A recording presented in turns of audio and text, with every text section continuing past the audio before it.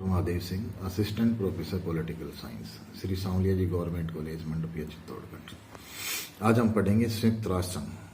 संयुक्त राष्ट्र संघ के बारे में हम पढ़ेंगे, इसका उद्भव कैसे हुआ, इसके उद्देश्य क्या हैं, इसके सिद्धांत क्या हैं। प्रारंभिक रूप से इनके ऊपर आज हम चर्चा करेंगे।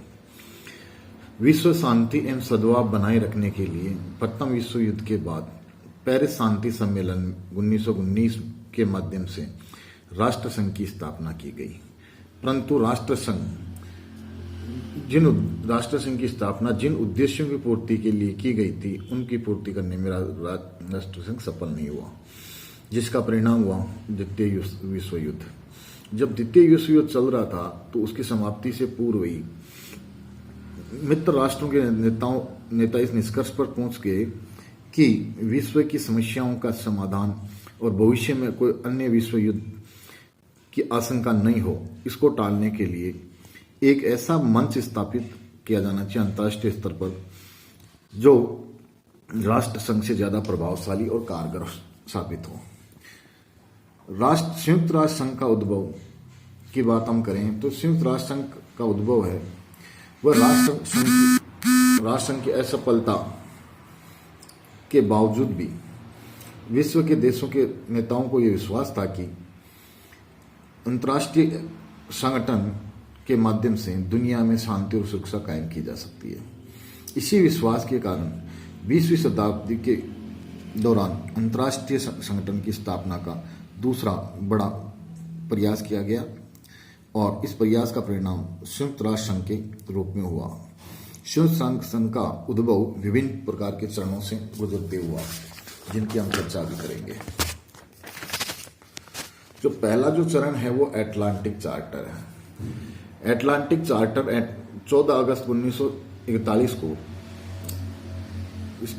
इस पर हस्ताक्षर किए गए। इसमें ब्रिटेन और अमेरिका के मध्य सहमति बनी कि वे न तो युद्ध के बाद में कोई विस्तारवादी नीति अपनाएंगे और न ही ऐसा कोई प्रादेशिक क्षेत्र में परिवर्तन करना चाहेंगे जो उस देश की जनता के हितों के विरुद्ध हो। यानी कि अमेरिका और ब्रिटेन ने विस्तारवादी नीति और आक्षेपवादी नीति का परित्याग करने का निश्चय किया।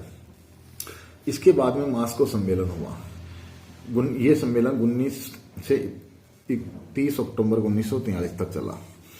इसमें अमेरिका, ब्रिटेन और सोवियत संघ के विदेश मंत्रियों ने यह घोषणा की कि विश्व शांति और सुरक्षा के लिए एक अंतर्राष्ट्रीय संगठन की स्थापना की जानी चाहिए जिसकी अति आवश्यकता है। इसी के संदर्भ में डम्बर्टन सम्मेलन हुआ जो 2 अगस्त से 1 सितंबर 1944 तक चला। इस सम्मेलन में अमेरिका, ब्रिटेन, सोवियत संघ और चीन के प्रतिनिधियों ने अंतर्राष्ट्रीय संघ की रूपरेखा यानी उसका ड्राफ्ट तैयार किया और आगे चलकर याल्टा में 4 से 11 फरवरी 1945 को अमेरिकी राष्ट्रपति रूजवेल्ट, ब्रिटिश प्रधानमंत्री चर्चिल एवं सोवियत संघ प्रधानमंत्री स्टालिन के मध्य एक बैठक हुई और इस बैठक में यह निर्णय लिया गया कि 25 अप्रैल 1945 को सैन फ्रांसिस्को शहर में विश्व संगठन की स्थापना के लिए स्वतंत्र राष्ट्रों का एक सम्मेलन बुलाया जाए।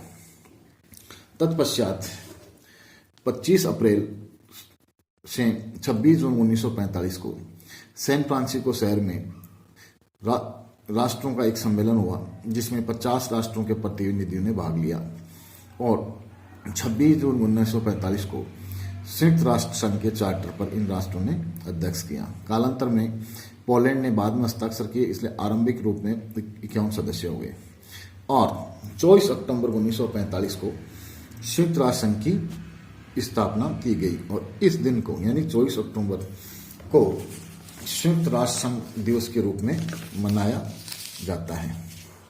अब हम बात करते हैं संयुक्त राष्ट्र संघ के उद्देश्य क्या है। तो जब हम संयुक्त राष्ट्र कोई भी संगठन होता है तो निश्चित रूप से उससे कुछ उद्देश्य होते हैं जिनके लिए उसकी स्थापना की जाती है। तो संयुक्त राष्ट्र संघ के चार्टर की प्रस्तावना और उसके अनुच्छेद 1 में इसके उद्देश्यों को स्पष्ट किया गया है। जिन उद्देश्यों के बारे में हम चर्चा करें तो वो प्रमुख उद्देश्य निम्नवत हैं। अंतर्राष्ट्रीय शांति और सुरक्षा को बनाए रखना। संयुक्त राष्ट्र संघ का जो पहला उद्देश्य है, प्रमुख उद्देश्य है, वो है विश्व शांति और सुरक्षा। इसको किसी प्रकार का खतरा नहीं पहुंचना चाहिए।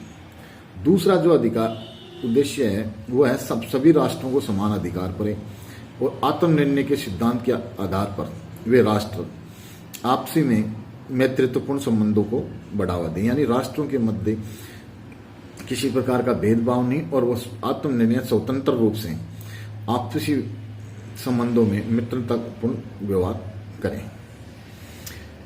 अगला जो इनका उद्देश्य है वो है अंतर्राष्ट्रीय समस्याओं का समाधान करने में अंतर्राष्ट्रीय सहयोग प्राप्त करना। यानी संयुक्त राष्ट्र संघ का ये मानना है, ये उद्देश्य है कि जो भी ग्लोबल प्रॉब्लम्स हैं उसका समाधान भी ग्लोबल कोऑपरेशन के माध्यम से ही हो सकता है, होना भी चाहिए। अगला उद्देश्य है वह है कि सामान्य उद्देश्यों की पूर्ति के लिए विभिन्न राष्ट्रों द्वारा किए गए कार्यों में समन्वय स्थापित करने के लिए एक ऐसे केंद्रीय संगठन के रूप में ये संयुक्त राष्ट्र संघ कार्य करें। अब हम बात करते हैं उद्देश्य के बाद में संयुक्त राष्ट्र संघ के सिद्धांत क्या है। जब हम संयुक्त राष्ट्र संघ के सिद्धांतों की बात करते हैं तो हम जानते हैं कि कोई भी, चाहे वो लोकल लेवल पर हो या ग्लोबल लेवल पे, कोई भी संगठन होता है तो उस संगठन के अपने उद्देश्य होते हैं। उन उद्देश्यों की प्राप्ति के लिए संगठन कुछ निश्चित सिद्धांतों के आधार पर कार्य करता है और संयुक्त राष्ट्र संघ भी इसका अपवाद नहीं है। परिणाम स्वरूप संयुक्त राष्ट्र संघ के जो सिद्धांत है उनको हम निम्नवत समझ सकते हैं। पहला है कि सभी सदस्य सार्वभौम और समान है, यानी कि सभी राष्ट्र सॉवरेन एंड इक्वल है, यानी कोई छोटा बड़ा नहीं है। सब छोटा हो चाहे बड़ा हो, सब देश स्वतंत्र हैं, सार्वभौम हैं और समान है। इक्वल स्टेटस सब राष्ट्रों का है। सभी सदस्य राष्ट्र की ये जिम्मेदारी बनती है, ये दायित्व बनता है कि वह अपने संयुक्त राष्ट्र संघ के चार्टर में जो उनके लिए उत्तरदायित्व निर्धारित किए गए हैं उन उत्तरदायित्वों को निर्वहन करे और उन्हीं के अनुरूप अपना आचरण करे। अगला है कि सभी सदस्य राष्ट्र विवादों का जो समाधान है अंतर्राष्ट्रीय स्तर पर उनका शांतिपूर्ण तरीके से करेंगे, पीसफुल रिजोल्यूशन ऑफ डिस्प्यूट्स में विश्वास करेंगे और ताकि विश्व शांति और सुरक्षा और न्याय को किसी प्रकार का कोई खतरा पैदा ना हो। इसके अलावा जो इसका जो प्रमुख सिद्धांत है वो है कि संयुक्त राष्ट्र संघ क्या कोई भी सदस्य कि दूसरे राष्ट्रों की स्वतंत्रता और क्षेत्रीय अखंडता के विरुद्ध किसी प्रकार की शक्ति का प्रयोग या शक्ति प्रयोग की धमकी का इस्तेमाल नहीं करेगा। अगर हम बात करें अगले उद्देश्य के बारे में तो यह है कि संयुक्त राष्ट्र संघ के सदस्य संयुक्त राष्ट्र द्वारा संपादित जितने भी कार्य हैं उनके अंदर अपना पूर्ण सहयोग दें, यानी कि सब सदस्य राष्ट्रों का ये दायित्व है कि वो संयुक्त राष्ट्र संघ के कार्यों में अपना आर्थिक, भौतिक और अन्य प्रकार के सहयोग जो भी आवश्यकता हो यथासंभव उनका संयुक्त राष्ट्र संघ का सहयोग करेंगे। सदस्य देश ये भी देखेंगे कि इसमें गैर सदस्य देश ऐसा कोई काम नहीं करें जिससे विश्व शांति और सुरक्षा खतरे में पड़ जाए। यानी ये प्रत्येक संयुक्त राष्ट्र संघ के प्रत्येक सदस्य की जिम्मेदारी है कि वह ये देखें कि जो सदस्य दो देश संयुक्त राष्ट्र संघ के सदस्य नहीं है वो ऐसा कोई काम नहीं करे जिससे विश्व शांति और सुरक्षा पर किसी प्रकार की आंच आए हैं। अगला जो लास्ट उद्देश्य है वो है विश्व शांति सुरक्षा के कार्यों को छोड़कर संयुक्त राष्ट्र के किसी भी देश के आंतरिक मामलों में हस्तक्षेप नहीं करेगा। यानी कि यह है कि अगर कोई राष्ट्र संयुक्त राष्ट्र विश्व शांति सुरक्षा को खतरा पहुंचाता है तो संयुक्त राष्ट्र संघ उसके किसी देश के इंटरनल मैटर्स में हस्तक्षेप कर सकता है, अन्यथा वो किसी भी प्रकार का हस्तक्षेप नहीं करेगा। यानी कलेक्टिव सिक्योरिटी का जो मेजर है वो सिर्फ विश्व शांति और सुरक्षा के मामले में ही कारगर होगा, अन्य मामलों में राष्ट्र को संयुक्त राष्ट्र संघ किसी देश के आंतरिक मामलों में किसी प्रकार का हस्तक्षेप नहीं करेगा। इस प्रकार हम देखते हैं कि जहां एक और विश्व शांति और सुरक्षा को कायम करने और जीवन के चहुमुखी क्षेत्रों में सहयोग को बढ़ावा देने के लिए विश्व के देशों में मैत्रीपूर्ण संबंध स्थापित करना संयुक्त राष्ट्र संघ का प्रमुख उद्देश्य है। यानी कि राष्ट्रों के मध्य ऐसे संबंध हो जिससे विश्व शांति, मैत्रीपूर्ण सौहार्दपूर्ण संबंध हो जिससे विश्व शांति और सुरक्षा कायम रखे, ये उसका उद्देश्य है। दूसरी ओर इन उद्देश्यों की प्राप्ति के लिए संयुक्त राष्ट्र संघ प्रजातंत्र, आत्मनिर्णय, समानता, संसदवाद, बहुमत, कानून का शासन, न्याय, शांतिपूर्ण परिवर्तन, शक्ति पृथक्करण, संघवाद, प्रदत्त प्राधिकार जैसे आदर्शों पर आधारित है। यानी कि कहने का मतलब यह है कि संयुक्त राष्ट्र संघ के जो सिद्धांत और उद्देश्य हैं वो इंटररिलेटेड है। ये जो उद्देश्य हैं, जो जैसे परम उद्देश्य हैं विश्व शांति, सुरक्षा और राष्ट्रों का विश्व जनता का चहुमुखी की विकास करना।